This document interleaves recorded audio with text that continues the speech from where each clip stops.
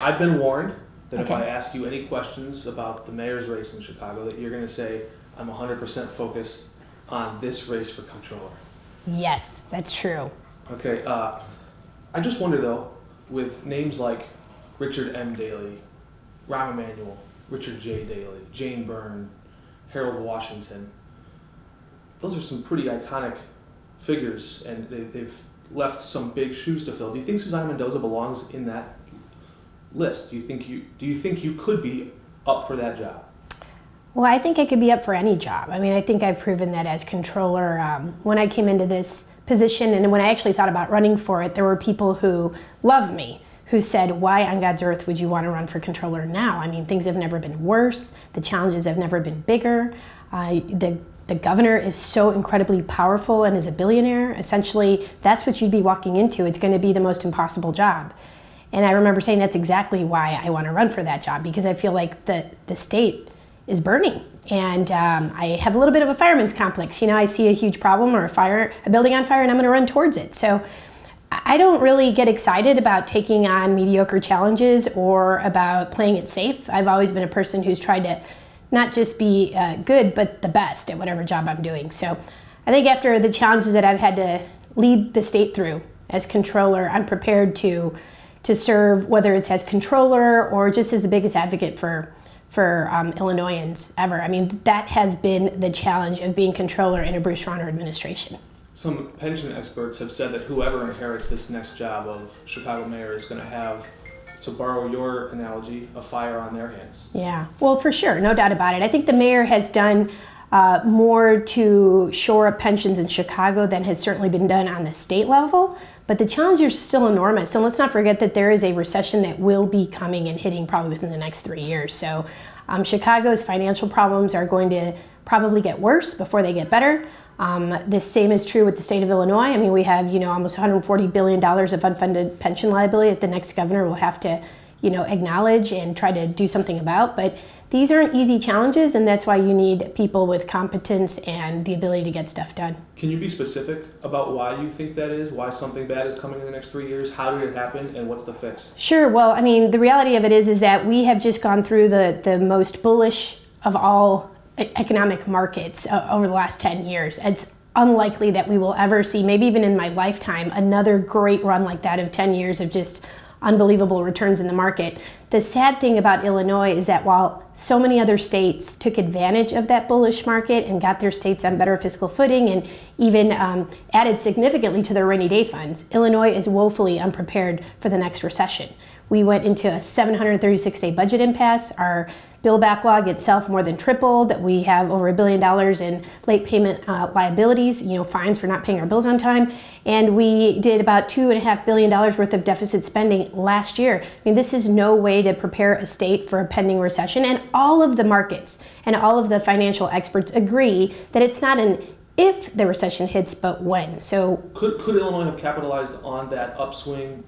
Would Illinois have been in better position to capitalize on that upswing if pension funds were invested together in a pool?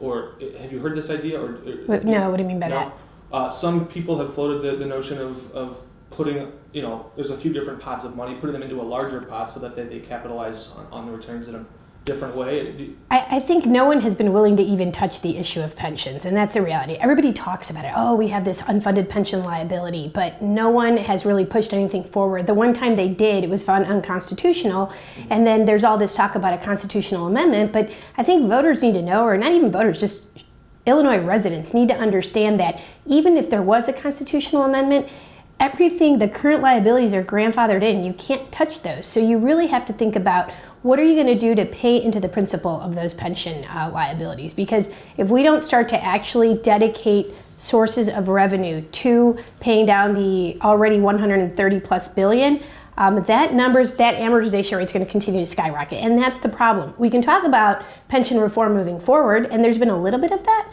but there's really been no action in addressing the current liabilities, which are gigantic. If I can go back to that list of mayors, is there one of them you admire most? That's a great question. I mean, did you mention Harold Washington? Mm-hmm. I mean, wow, that was really iconic and groundbreaking. I mean, Mayor Byrne, the first woman ever elected Chicago mayor, that's, historic.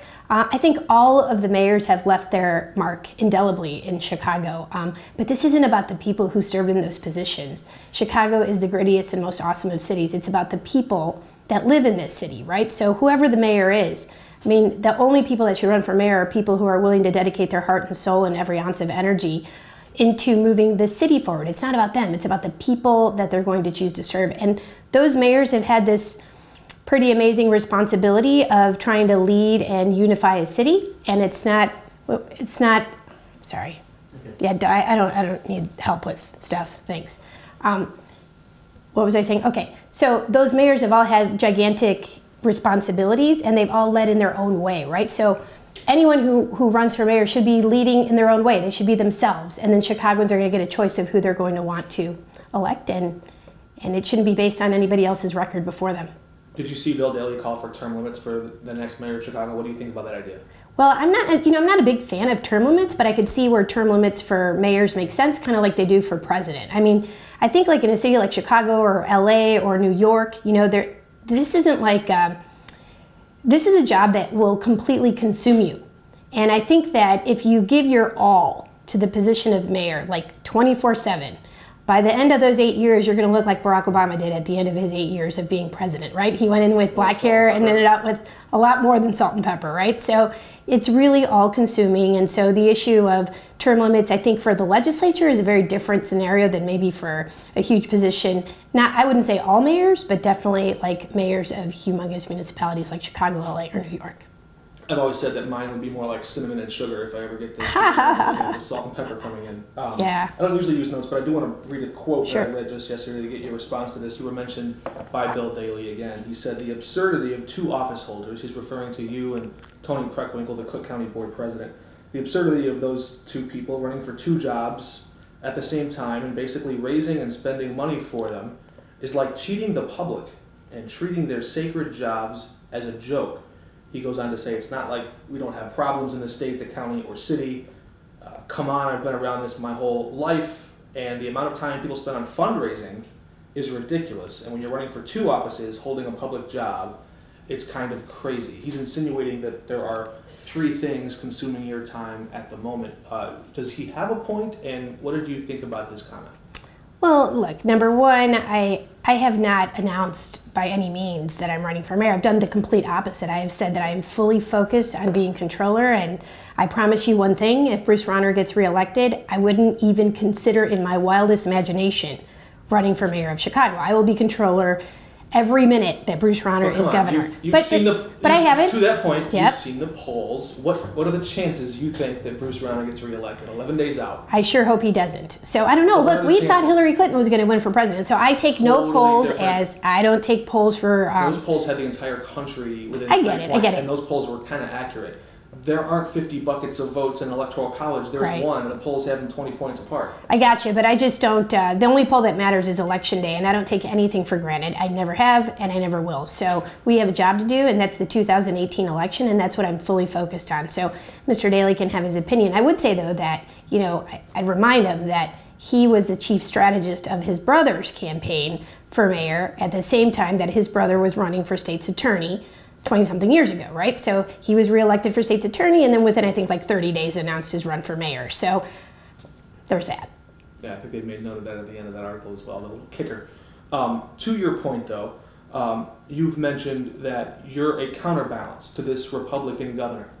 I haven't mentioned that. That's what some of the news articles that have covered me have said, that I was a counterforce, a fearless, a fearless counterforce. I think it was Politico magazine that said that, and it's true. Maybe I'm misinterpreting your remark then, that you said you would stay in office if Bruce Rauner were there. Yes, because I feel that I have been that last line of defense for Illinoisans against this governor, and I mean, the financial figures speak to that. I mean, while the governor was out there saying, ignore Wall Street, who cares about what Wall Street says, while we were on the verge of going into deep junk bond status, I said, don't listen to that. It's nonsensical. It's actually fiscally reckless. And we're going to honor our debt service payments. I absolutely, as controller, am listening to what Wall Street says, and I'm doing everything within my power to stabilize our finances and give the markets calm. That's just on the financial side of it. I led the charge on the pension deal that the governor fought me up until the very end. We fought for 61 days until he finally relented, And that move saved taxpayers $4 to $6 billion net. I mean, these are really huge savings that also then allowed me to have access to capital to put back into businesses who hadn't been paid for 2 years, to get domestic violence shelters up and running again, to make sure that people in nursing homes were getting the care they needed, children and adults with disabilities as well. I mean, this was some real fighting that had to happen between the comptroller, who served as the people's advocate in this fiscal crisis, against a governor who, instead of helping improve the state's fiscal condition, was largely responsible for its demise. So yes, I think that maybe in the past the comptroller's office didn't have to play this type of a,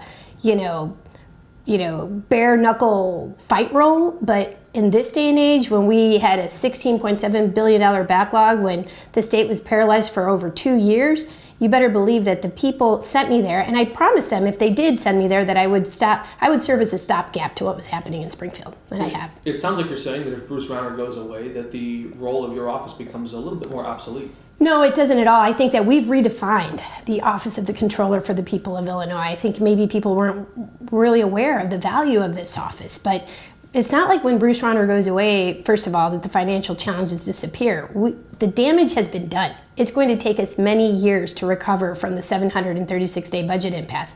And who the comptroller is important, because that person has to, number one, lead the office with a moral compass, and I've tried to do that.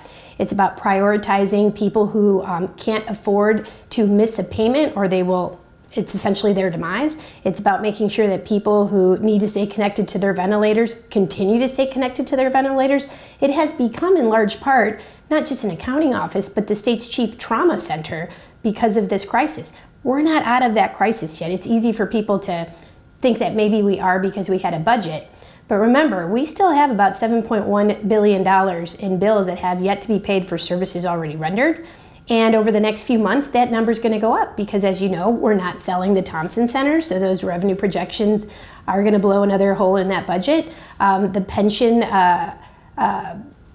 offering that was done doesn't appear to be working out the way that the legislature would have hoped, where people were taking advantage of early retirements and things like that. It's early on that, right? Yeah, it's early, but I mean, they predicated a significant amount of revenue from that in this year, and we really haven't seen that pan out. So there's multiple assumptions that were made in that budget that are not panning out, which means that probably over the next 4 to 5 months, we're going to see that bill backlog shoot back up closer to $9 billion. So the next governor, assuming it's a J.B. Pritzker, is still going to have a lot of problems on his hand and a lot of things to solve. So this office wants to become the most important source of data for good government groups, for taxpayers, for members of the press, right? When you go to the comptroller's office in the past, the comptroller didn't even know what the debts were for the state. Now we do as a result of the transparency reforms that I've put in place, but there's still a lot more building upon that we want to do.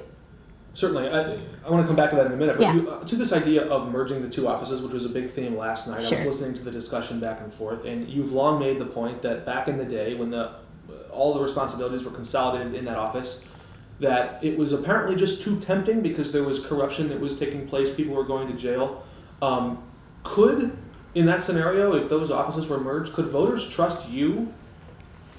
I would say voters can trust me, but they shouldn't trust anybody, right? So I'd like to think, of course, that voters can trust me, but the whole point is it shouldn't be up to me telling you who you can trust. The law, those offices should not allow for anybody, no matter how likable they are, no matter how much that person tells you that you can trust them.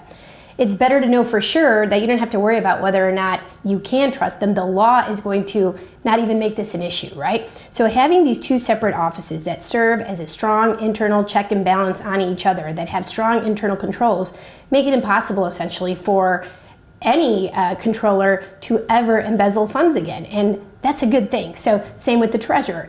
We could have the two most incredibly likable people and they still end up embezzling if they're in the same one position. Orville Hodge was one of the most popular, he was a Republican at the time, well, Republican, I don't think it matters, because we've had Democrats and Republicans go to jail, but he was an incredibly popular, well-liked, everybody loved this guy. He embezzled what today would be equivalent of $56 million because people trusted him. So I'd like to think that everybody is trustworthy, but unfortunately, history has proven us wrong on that. And I would just say if we had two Republicans that were serving as treasurer and controller, and I obviously wasn't in either one of those two positions, I'd still tell taxpayers that we need to protect the independence of both of those offices and continue to have both, because they really truly do serve as a protection to taxpayers for their money. Let's play this out a little bit, though. Sure. Because if J.B. Pritzker wins, and say that you are called away by your supporters here and think that I may run for mayor, there is a scenario in which the incumbent treasurer, the challenging candidate to become treasurer, the Republican, and the challenging Republican to become comptroller, all three agree that this position could be consolidated into one office. You'd be the only person sort of leaving. What pitch would you make to J.B. Pritzker to say, don't combine those two offices? He could have an easy political win there, right? A lot of people like that idea. He could be the governor to say, we're going to merge those two offices after you presumably might leave. Well, again, I am focused on running for controller, right? But I would say this, like, no matter who the governor is, no matter who the treasurer or the controllers are, I would be advocating, even if I was in Timbuktu and somebody asked me what my opinion is on this, that under no circumstances should we combine those offices. It is bad for taxpayers. The savings that supposedly would be created, this is a made up, literally on a napkin, $12 to $14 million, that is impossible to do the math on that, are not worth putting people's tax dollars at risk. Number one, it's a made up number, so it's not even true. We've tried to do the math on what's the savings if we were only looking at that, right? Not taking anything else into account, losing internal controls or checks and balances, but just looking at the math. And it's hard to get past $1 million in savings. But the market, Standard & Poor's, has already said that if we were to move in that direction, they would see that potentially as a negative rating. And that, just that little change in how they would look as an outlook for our state would be so much more expensive. You're talking potentially hundreds of millions of dollars in losses in our credit. So this just doesn't make sense from a fiscal perspective, but most importantly, I just think that taxpayers deserve to know that never again in the state of Illinois will their money ever be embezzled. And if you believe that Illinois is corruption-free, well then I've got a bridge to sell you. I'd like to think it is, but it's not. And the two... Sound a little bit like Governor Rauner there. No, but I want to always believe in people's better angels, but I still think we should have mechanisms in place that don't provide and don't allow for an angel to ever go to the dark side, right? And the two largest, this is really the most important statistic, honestly, the two largest government embezzlement schemes in the history of the United States of America, both happened here in Illinois in positions where the controller and the treasurer were the same person. The most recent being just in 2012 with Rita Crundwell in Dixon, Illinois. Sure. Have you talked to J.B. Pritzker about your future politically? No, I am fully focused on my race, and I've been crisscrossing the whole entire state. Just the last 3 weeks or so, I've been in Macomb, in Oglesby, in Bloomington, in Peoria, in Springfield. I'm probably missing a few here. I have continued to dedicate myself fully to reaching out to voters across the state. I was in Champaign, happy to get the Champaign News-Gazette's endorsement, that pretty much endorsements across the state of Illinois. But because I've spent time, I mean, I joke around that I've spent so much time downstate that I could register to vote in most of those counties. But have you? I have. I've spent so much time. No, I've not registered to vote. Come on, come on. I know I'm from Chicago, but stop it. No. But I just really love connecting with people and seeing what we can do to help them navigate their own businesses or their livelihoods through this crisis. So he would have an ally in you, in a mayor, would he not? I think that clearly yes, but again, we don't have those conversations because my full focus has been on running for controller and helping the rest of the Democratic ticket get elected as well. So my number one priority, even besides electing myself, is getting a new governor for the state of Illinois, because we cannot afford another 4 years of Bruce Rauner at the helm. It would just be so disastrous to our state. I just have to ask, it sounds like your comments here in this interview and last night saying that if Bruce Rauner loses, then I'm not maybe so committed to this office. If he wins, then I'm going to stay. That sounds like a wink and a nod to JB that he would be able to appoint whoever he wants to be comptroller. Well, I mean, number one, there's multiple things at play here. Again, I have not said by any means to anyone that I'm running for mayor. I have not said that. I have been fully committed to my job as controller and to, I think we set a blueprint in place for the next 4 years. This isn't something that we're pulling out of a nilly-willy. I've been working very hard to set up the vision for our office so that as soon as this election's over, we go full steam ahead in implementing that, right? And so there are lots of cool things we want to do over the next 4 years.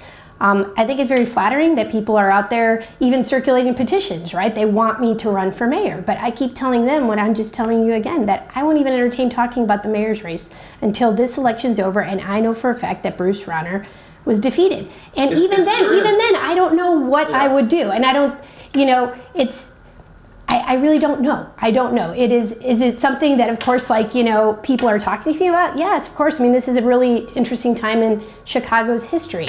But at the same time... it must be that much more difficult for you then to be muzzled, in a sense, by this sort of trick box that you're in with the timelines, right? Like, yeah, I don't want to be in a box, right? Like, I just, I understand what you're saying, but again, everybody else's job out there is to speculate and to wonder and to even push and prod me. My job is to stay focused on the re-election efforts for the controller's race, for helping the statewide ticket, and on what we need to do to continue to triage the state through this fiscal crisis, which I am the controller, and I love this job. I've put my heart and soul into it. So I haven't made any decisions beyond that right now at this point. And you think, so you've already listed off this long list of accomplishments, transparency, that Transparency Act, all the things you've done in the Comptroller's office. You still think there's that much left? Of course. For you to do? What if you've done all this, what left is there in the next term? What would you Sure. So we want to build off of that. So, you know, we did the Debt Transparency Act in year 1, and then we followed up with another 4 transparency reforms, like the truth in lending and borrowing and really cool stuff with bipartisan support, both Democratic and Republican sponsors. But it would be a failure of the next comptroller to not do what? So we want to modernize our technology systems, get a new accounting system and a new statewide accounting system. The Constitution gives that responsibility to my office to design and implement those systems. So that thing that Bruce Rauner was trying to pay McKinsey to do. I think that has been such a colossal waste of money. We don't have a single system that's up and running efficiently. It was supposed to cost under $100 million, and to date it's running upwards of $390 million with no systems fully operational. So yeah, I'm not going to wait to see how disastrous that moves forward or whether it does or doesn't. We need to make sure that the controller's office has state-of-the-art accounting and payroll systems so that we can, in fact, make that vision of our office being the most trusted source for data a reality, right? This is something I'm very super excited about. It may not seem very sexy to most people, but to me, I'm excited about it. I think about the fact that the controller's office can go from what essentially in the past has been people say, oh, you're just a check writer. No, we're not. We're so much more than that. We're the last line of defense for Illinoisans during bad fiscal times. But you know what I'd like to do is put us in a position where we are key players in crafting and influencing policy. When we can say, for every $1 that we've spent here, it's generated a loss of money of X dollars here. For example, substance abuse treatment, when the Wells Center, which is one of the first times you and I met. Yeah, that's so hard to quantify, right? But I understand. Yeah, and you know why we can't quantify it either? Because we don't have any systems in place that would even let us do any kind of predictive modeling or historic modeling, right? So I think the fact that we could build a system from scratch that would put all those things that I think about, that I wish I had those facts and figures, to be able to show the people of Illinois how their money actually works for them or doesn't work for them. That is how you start to really be able to have influence in policy moving forward. It's about return on investment of taxpayer dollars. And right now it's all anecdotal. It's all like, well, I know in my heart that if we spend $1 here, we're not spending $14 here. I mean, there are some statistics that prove that, like with the Wells Center, for every $1 that we were putting into substance abuse treatment, there's plenty of data that suggests that we can save anywhere from $8 to $14 on the correctional side, right? And then you have a person who's actually healthy and contributing to society because they have a good job and stability, versus we're maintaining those folks in a correctional facility that doesn't treat their illness, it doesn't treat any mental health issues. You know, from a moral perspective, it's the right thing to do to intervene early. It's also fiscally responsible. But we need to be able to do that for every dollar that we spend, to be able to show people what that ROI is. And that's the kind of vision that I'd like to see implemented for the controller's office moving down the line. So you still think there's enough work left to be done in that comptroller's office that would satisfy your ambition and your desire to achieve things? My last question to you then would be, whoever becomes the next mayor of Chicago, they're going to face that big hurdle of the oncoming fiscal crisis that you said in the next 3 years or so, that would be in the first term. What should that mayor do to avert, avoid, or fix that? And what experience would a person need to have that foresight to handle that kind of a complex financial problem? Yeah, well, number one, I think it is, it's daunting, right? It is a daunting challenge.